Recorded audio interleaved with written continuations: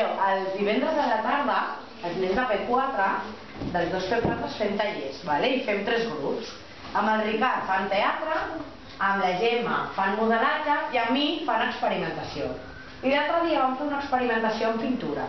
Amb els 3 colors bàsics. Sabeu quins són vosaltres, els 3 colors bàsics? Sí. Els 3 colors primaris de la gamma dels colors, quins? El verd. No.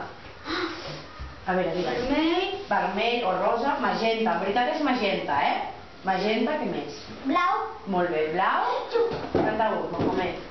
Rosa. No, ja l'he dit. Rosa o vermell, blau. Taronja. No, digues. Groc. Molt bé. Amb els 3 colors bàsics, groc, blau i rosa... I taronja. No. I vermell. Havíem de triar 2 colors havíem de triar, d'acord? Per exemple, hi ha un nen, una nena, aquest no està, que va triar el rosa i el blau, Jo vaig doblegar el full així, vam posar la pintura aquí dins i la vam escampar així, perquè es barregés tota, I el resultat és aquest.